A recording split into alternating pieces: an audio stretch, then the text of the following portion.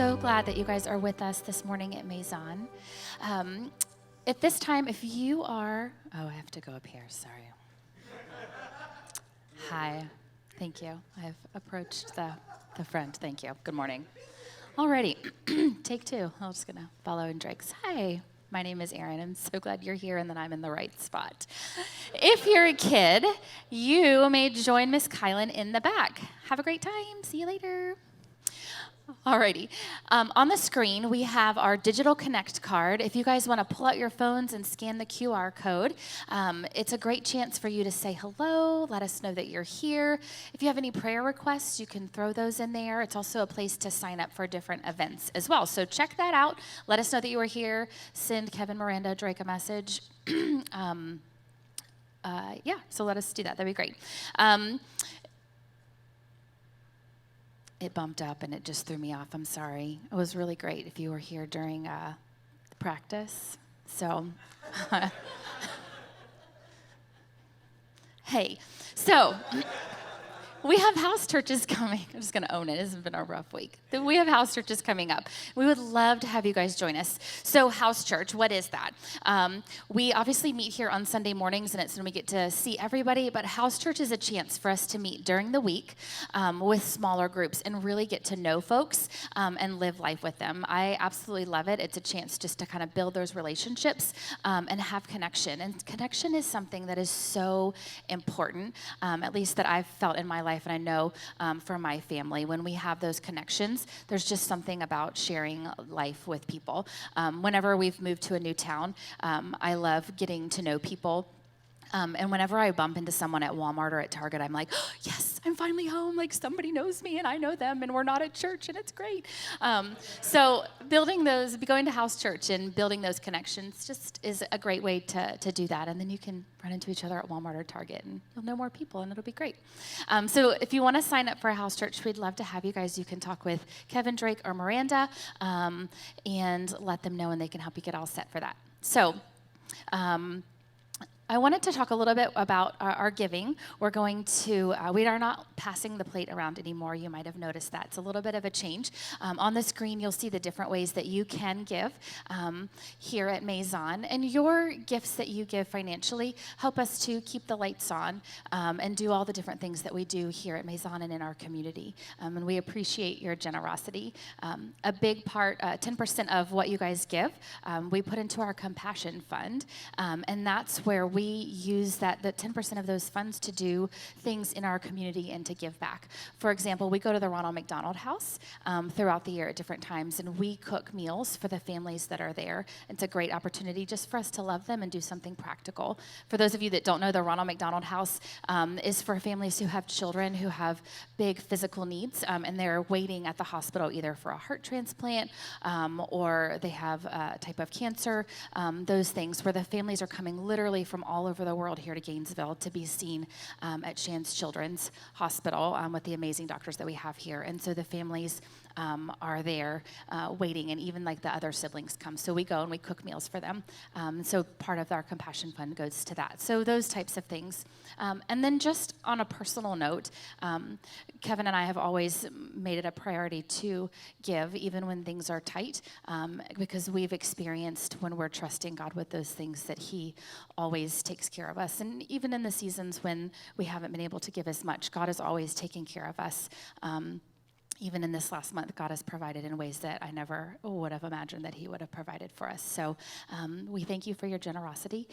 And if you ever have any questions about your giving, you're welcome to touch base with any of the pastors. They're always happy to answer. Today, Pastor Kevin is starting a new series called Focus. He will be much more focused than I was for announcements, but I'm going to pull it together for the end ones. You guys just wait. It's going to be great. Alrighty, thanks.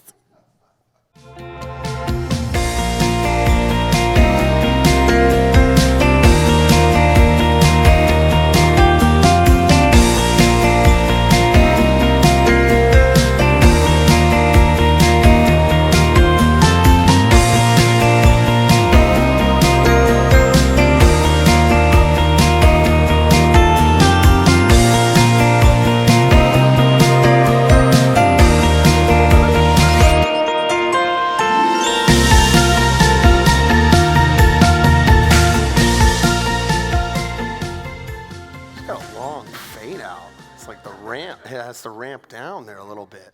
Hey, how are you? My name's Kevin. I'm lead pastor here at Meizon Church. I'm really glad that you're here. I always feel like since I've moved to Gainesville, this is the part where I say, how about them Gators? And then you're supposed to say something like, yeah, Gators win, or something like that. So, how about them Gators? All right. We will be a sports church someday. I promise you that. It will happen.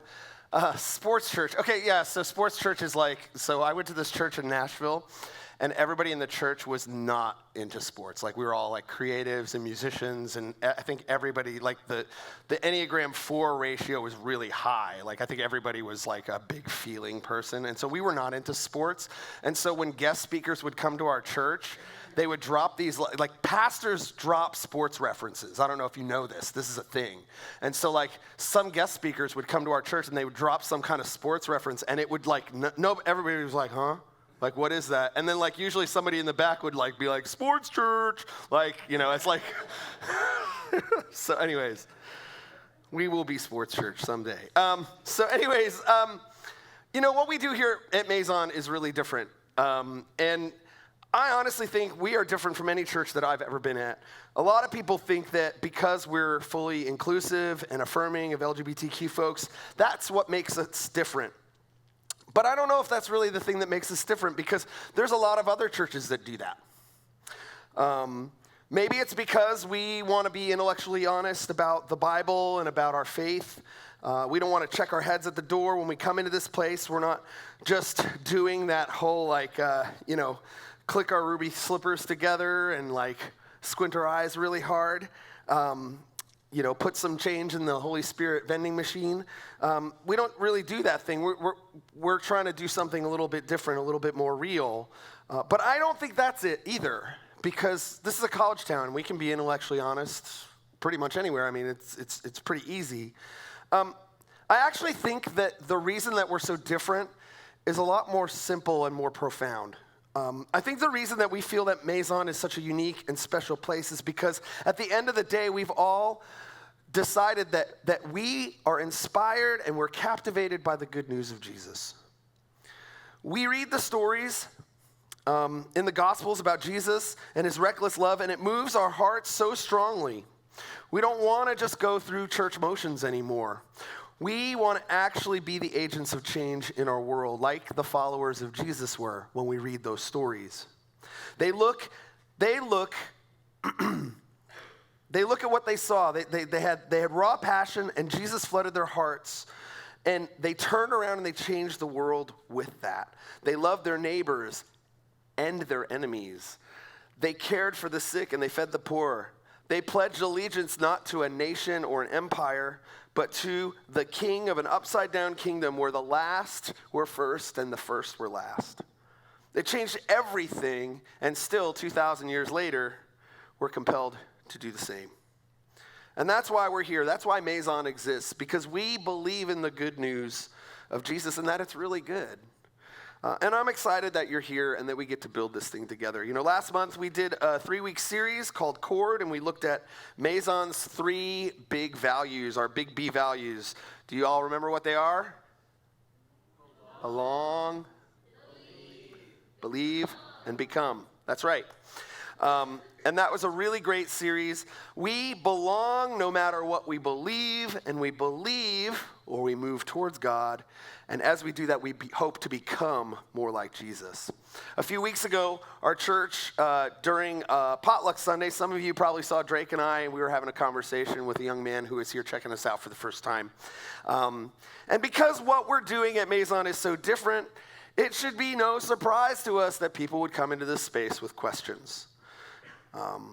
And in that conversation, one of the things that kept coming up was that certain Bible verses that say that homosexuality is sinful and an abomination, those things came up. And some of you might know those as the clobber passages. Our friend was reading these verses and then seeing what we were doing here at Meizon and felt like there was a big discrepancy. It seemed to him that those two things were in opposition. The Bible says this, but you're doing that. And he had a hard time holding both of those things at the same time. And so this is a general tension that our whole conversation here at Meizon revolves around. You know, my wife hates confrontations, and she doesn't like debates. She told me stories about growing up. Her sister is a debater, likes to like challenge things and have challenging conversations. Not my wife. She's like, nope, I'm good. Not what I signed up for. However, for me, I love a good debate, especially about the Bible. It's like a bad game of Uno. You save your best cards for that one move that will set you up for the win, you know? Some verses hit really hard, and you wait for that right moment to drop that biblical draw 4 on your opponent. It's a savage move. We want to be right. We want to dominate the conversation and come out on top. But I said that's how I used to be. Eventually, I just ended the debate the other day. I bowed out. I didn't want to win the argument. I didn't need to dominate my opponent. But how did I learn to let go of my need for the Bible to be my literal sword and shield to fight my seemingly righteous battle? I needed to change my focus. I needed a different perspective. I needed a different set of lenses to look through these questions with. It was all about changing my focus, and that's why this series is called Focus. I'd love it if we could look at a passage in the Bible from Paul's letters. This is Paul's letter to the Philippians chapter 4, and I'm going to start at verse 4. And these are Paul's closing thoughts. This is kind of, he's like wrapping up. He's landing the plane here. All right, I'm going to start at verse 4. Rejoice in the Lord always. I will say it again, rejoice. Let your gentleness be evident to all. The Lord is near. Do not be anxious about anything, but in every situation, by prayer and petition, with thanksgiving, present your requests to God. And the peace of God, which transcends all understanding, will guard your hearts and your minds in Christ Jesus. Finally, brothers and sisters, whatever is true, whatever is noble, whatever is right, whatever is pure, whatever is lovely, whatever is admirable. If anything is excellent or praiseworthy, think about such things. Whatever you have learned or received or heard from me or seen in me, put into practice. And the God of peace will be with you. That is an encouraging word. I hope it encourages you. It encourages me. Whatever is true, whatever is noble, whatever is pure and admirable, focus on these things. Don't be afraid. Don't be anxious. This is the great lens that we can use to focus our hearts. You know, a few weeks ago, I shared a story about how 15 years ago, I ended up at that church in Nashville where I discovered what real faith meant to me. I was rebuilding my faith back then, putting pieces back together after being brought up in a rigid, hypocritical, broken church culture. You know, one of the big pieces for me to put back together was, what did the Bible mean to me? Now, I know that not everybody is on a deconstruction journey. Not everybody is going through a place where you're trying to reconnect the dots of your faith. And I want to just acknowledge you and appreciate you, because there are some people, especially people who come to the faith later in life, they didn't grow up in it. They experience the Christian faith in a totally different way, and I really, really appreciate that. And so if you're here today and you're not in one of these places where you feel like you're putting the pieces back together again, I just want to acknowledge that's awesome. Like, I'm so thankful for you. I'm thankful for the journey that you're on and the fact that you get to experience faith fresh and new. That's awesome. But anyways, you know, I was in this place trying to put my faith back together. I was trying to figure out what the Bible meant to me. What did things like biblical authority mean? What did the phrase, the Word of God, mean? You know, I had to unlearn and learn a lot of things when I put my faith back together, and one of those things was the Bible. How do I approach this book? How do I read it? How do I view it? What lenses do I need to look at the Scriptures through? Now, just hear me out here. I love the Bible, and I believe it to be inspired. The Bible is an incredible gift to Jesus followers. Just to have this collection of writings, poems, letters, stories to look into as we journey towards God is simply amazing. I've felt God's Spirit move in my heart through reading it. There's a sacredness to it. It's life-giving. It tells the story of Jesus so that we can share it with others. And all of this is good and true, right? But there are a few things that are also good to know about the Bible, and we're going to have a little history lesson. I'm excited about this because I like teaching about history, and especially when it's a little bit different than what we thought it was, and we kind of uncover some things. It brings things into perspective, and so we're going to do a little bit of this. But the first one is this. Okay, so for the first couple hundred years, Christians didn't have a Bible, okay? This is something that I think we think that the Bible was just this thing that was always there. It always existed, and it didn't.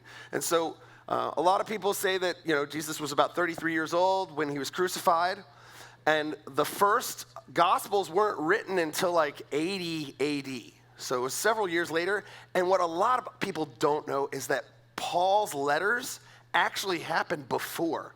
So all those things in the New Testament that Paul's writing to all these different churches, those were all written chronologically first. So he's writing in Timothy about a word of God that hasn't even been articulated in a finished gospel yet.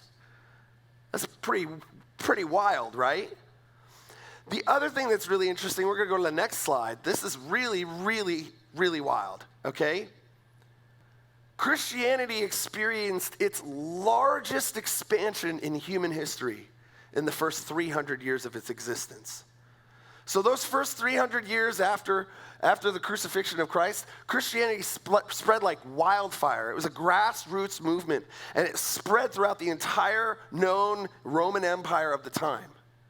It all happened because people had seen or they had heard about people who had seen this miraculous thing that had happened through Jesus. And they shared it with others. And that story was so inspiring. Just like I said earlier, the gospel inspires us. The good news of Jesus inspires us.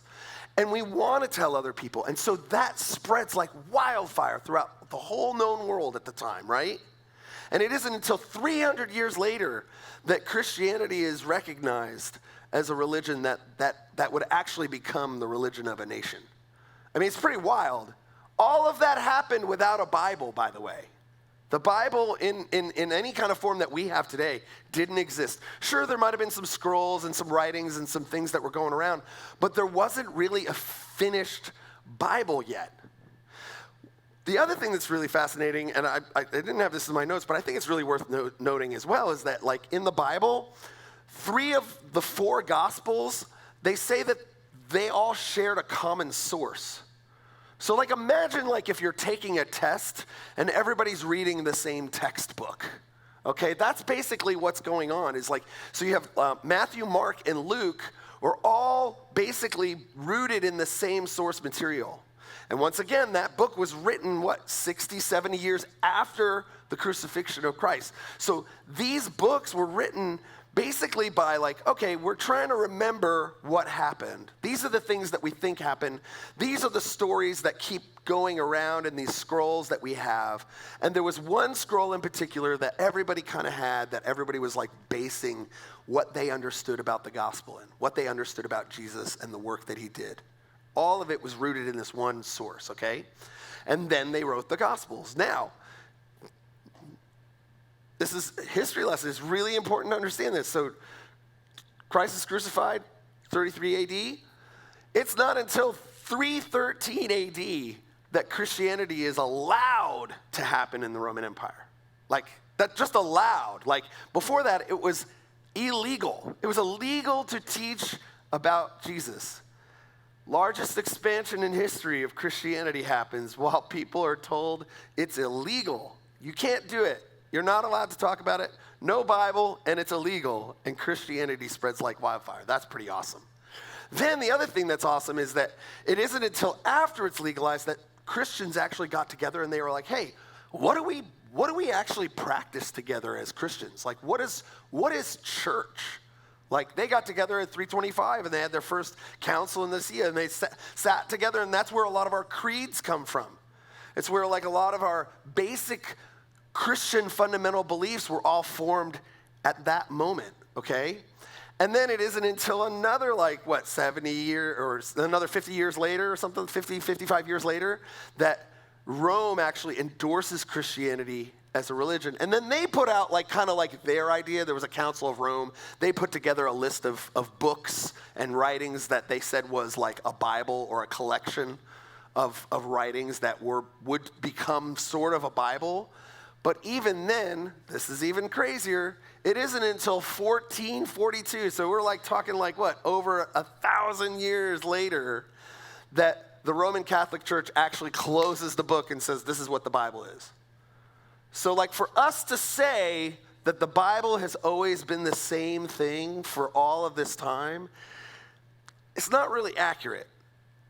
Sure, a lot of those writings are the same writings. A lot of those writings have stood the test of time, but they were always in flux. And this is only talking about Western Christian thought. There's a whole Eastern church. There's a church in Ethiopia. There's these guys in Syria. They all have their different ideas of what the Bible should contain and what books should be in it. So this isn't when people say oh yeah, we Christians have agreed for 2,000 years what the Bible is. That's actually not, it's just not an accurate statement.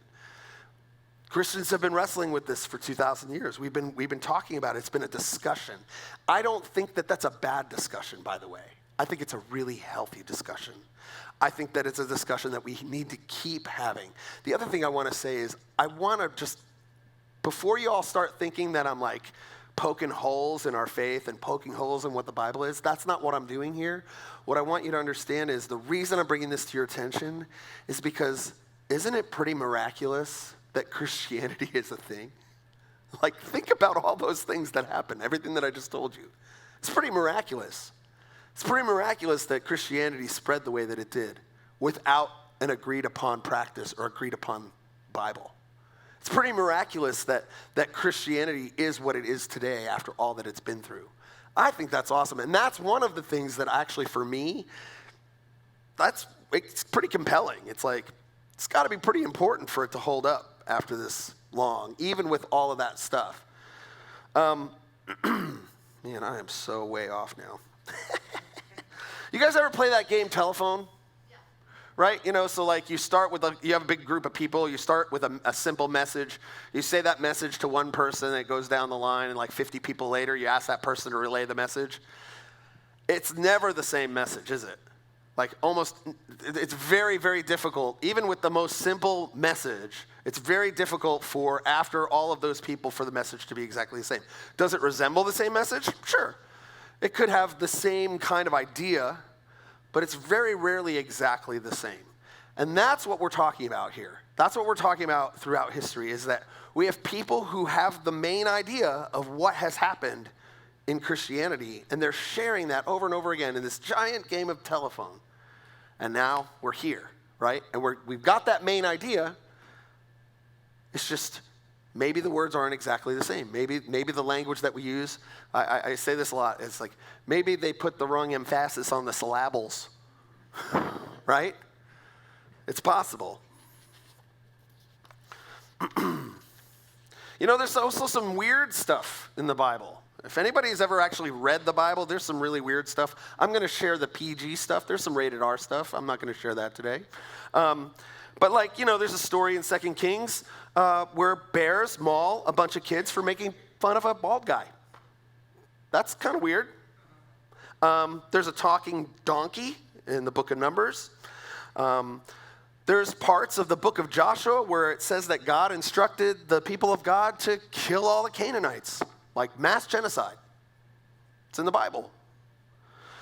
Even in the New Testament, there's this couple of people, and they hold back their offerings from God, and God just zaps them dead in the middle of the church service. It's pretty weird. These things are in the Bible. They're weird. There's weird stuff that happens in the Bible. The Bible is complex. There's a lot of depth and dimension to it. Like I said, it's poetry, it's stories. Some of it is metaphor. Some of it is literal. Some of it is, it's all over the place. And so, because it's so complex, We can't read the Bible at face value. We can't just come to our own conclusions without the proper tools to test and measure what it is. Otherwise, we could get lost really quick. I think sometimes it's easy for us to put, like I said, to put the wrong emphasis on the syllables, right? We elevate some parts while downplaying others. We take some stuff seriously while not taking other things serious enough. And as a sidebar here, I want to point to, I added this to my notes late in the game, but I think this is really important to understand as well, is that people don't like work. We like easy. Like, this is like a historical fact. Like, people want the easy way. It's the path of least resistance. In the Old Testament, in the book of Samuel, there's this moment where God is like wanting to be with his people. And he's like, hey, I just want you guys to know me. And the people are like, no, we just want a king. Could you just give us a king? We'd much rather have a king than actually get to know you. And God's pretty upset by that. The reason why is because he knows that a king's only going to enforce rules. He's only going to give you a list of do's and don'ts.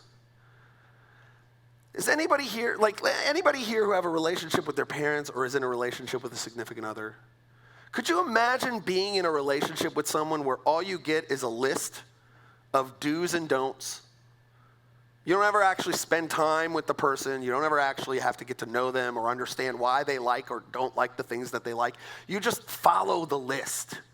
Like, all I have to do is just follow the list, and I'm good. And then I get all the benefits and all of the things that come along with a relationship. Could you imagine if that's how our interpersonal relationships worked? That'd be weird, right? Because here's the thing is lists are easy. Relationships are hard. They're really hard. And that's also why I think, that prayer, that benediction that I give, that God gives us the grace to empower us to do the things that he calls us to do that we can't do in our own strength. The reason why that's so hard is because that has to do with relationships. Relationships aren't easy. We need God's help. We need God's grace to help us to love others. It's not easy. It's hard, right? And so we can't look at the Bible like a list of do's and don'ts. We can't look at it as the bullet points. Oh, if I just do these things, then God's happy. If I don't do these things, God's unhappy. If we look at the Bible that way, we miss the whole point of this thing. There is a loving creator who wants to have a relationship with you. That's awesome. It's really powerful too. So if we're going to follow the way of Jesus, we need to realize that it's not just about following rules. And that's what has really hurt people in the past, is when we look at the Bible, and I think that there's a few people here who I've talked to. There's people, I'm looking at your face, and I know that people have used the Bible to hurt you. People have used the rules and have used the scriptures to lash out and to cause violence to other people. It's happened throughout history. When we start to look at it as a rule book instead of a life-giving supply of relationship and beauty, we miss it. And so I want to give you some lenses. This is the whole point of this series.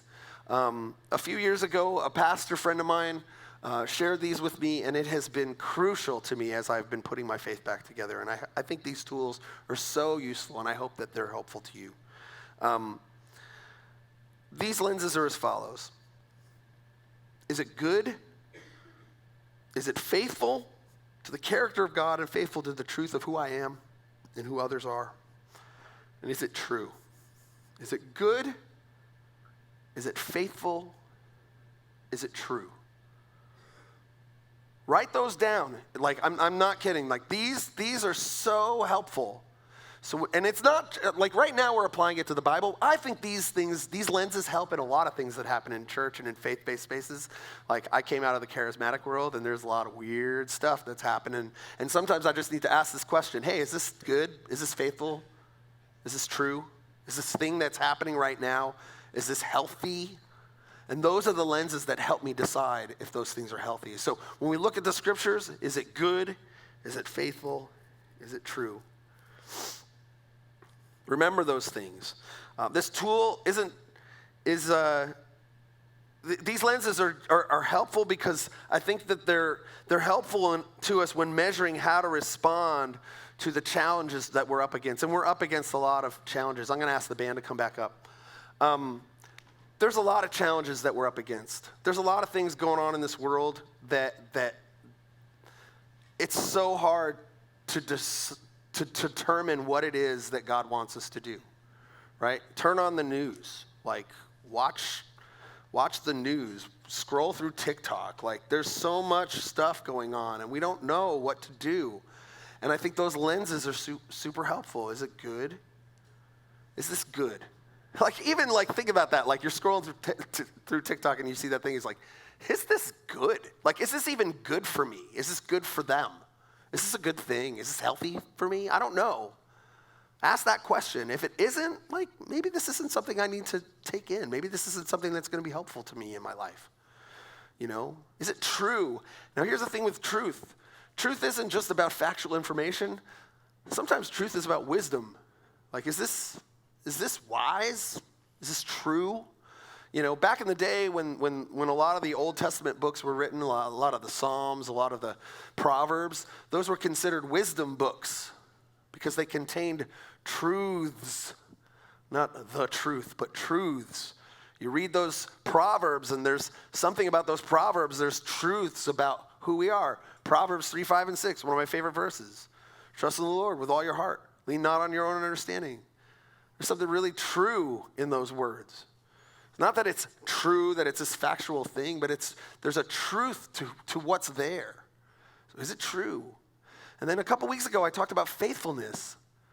Faithfulness, it's like God is faithful. He's faithful.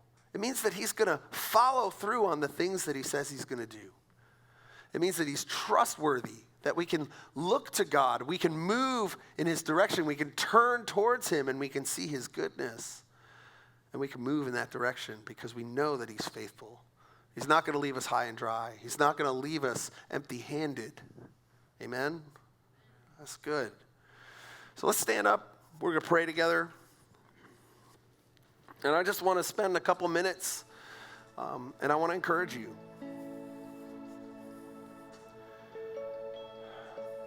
God, we're not trying to make our own way. We stop doing that. Because we know that whenever we try to make our own way, we get lost really quick.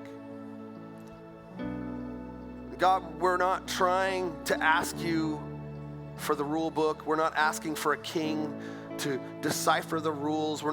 We don't need some spiritual figure to come in and tell us how to think. And that's not what I want to do here today. So God, please don't let that be what some people here are feeling or thinking. This is about us coming to a place where we can see what truth is, where we can see what faithfulness is, where we can see what goodness is. I think we're pretty smart. I think we could figure this thing out. And that's why we ask for your grace to come, to help us to figure it out. Help us to see clearly the thing that you're trying to show us. We don't need some intermediary. God, I believe that your Spirit is powerful enough to speak to our hearts, to move us closer to you. So for anybody who's in this space, who's got questions, maybe there's somebody here who's listening to what I'm saying, and maybe they were brought up in a church thing where everything I'm saying is crazy, which if you grew up in the church that I grew up in, everything I'm saying is crazy. They'd be taking out the pitchforks. But maybe there's somebody here, Lord, who's asking questions, who's how does this add up? I don't understand. I pray that you would come and that you would bring peace and comfort to them, that they would test the things that are being said here today, not for the answer, but to test it for its goodness, to test it for its health. Is this healthy? Is this good? God, for those who are here who are already strong in their faith, I want to encourage them. I want you to come and to affirm them that the journey that they're on, that their eyes are fixed on you and that they're moving towards you. God, I pray that you would bring that comfort and bring that peace today. But God, for us as a community, my biggest prayer and where I want to land this whole thing is that we would be a people of humility. I saw this post yesterday, another pastor posted, it was so powerful. And it talked about heresy not beginning in a place where we ask questions. We've been told our whole lives, many of us, that if we start asking questions, that's going to lead us down the wrong path. And I want to come against that. It's through humility. When we submit our questions in humility, when we basically say, you know what, I don't know. Those are 3 words I wish we could bring back to the church. I don't know. I don't know. I don't know how this thing works sometimes. And that's okay. That's enough. In fact, I think that's more than enough. To say I don't know means that there's something bigger than me going on here. To say I don't know means there's so much more for me to learn and to gain and to grow in as I move closer to Jesus. That's why we're here. That's what I want so much for the mission to this church to be the place that is planted in a heart of humility as we move towards you. So God, I pray that you would help us to stay humble. That these teachings wouldn't be top-down decrees, but Lord, that these would be conversations that we have together that move us closer to you. Yeah. God, thank you so much. Amen. We're going to spend a couple minutes and we're going to sing. And the next song that we sing, I really want to encourage you, focus on the lyrics. Focus on the words that we're about to sing. These are words about you and about how much the creator of the universe loves you.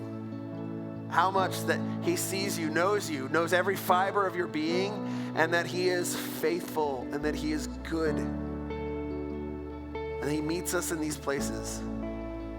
I pray that you would feel free as you sing these words together.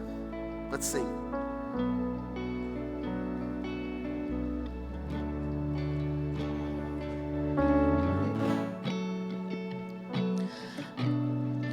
So before I rock the announcements at the end, I just wanted to talk about this song for a minute. When we're here, I know sometimes it's tempting to just sing the songs and we don't really think about the words, but that song is so true that God is faithful from the beginning to the end. There is not a day that he is not by your side. There is not a day that he's going to let you fall. And I want to encourage you in that, whether you're in your darkest season ever or you are on your highest proverbial mountaintop, that God is with you in all those moments, all along the way. And I have finally reached that spot where my mom used to say, I just say whatever I want to say because I'm old enough and who cares? And you can ask all the young people at work. By young, I mean like early to mid-20s. And which is also weird, right? But I, in my 44 years of life, which I know some people will think that's still really young, and some people are going to think, holy moly, you're old, my children. I've had a lot of those experiences, and I just want to stand as a witness today that God is faithful. And sometimes for me, I had a really hard time trusting with finances, and so sometimes for me it was a pack of diapers for our children and not knowing where they were going to come from, or I would weigh every decision I made financially on how many gallons of milk can I buy for my kids. Do I really want it that bad? To you need $16,000 and you don't know where it's going to come from.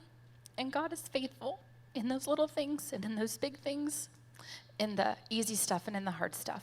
And so sometimes we have to hold on to the stories that God has done in other people's lives in our dark season. And so I just want to encourage you that God is faithful and he is always by your side. And so as you leave here today, if that's the only thing that is in focus for you, I just know that God is with you and he's not going to leave you, okay?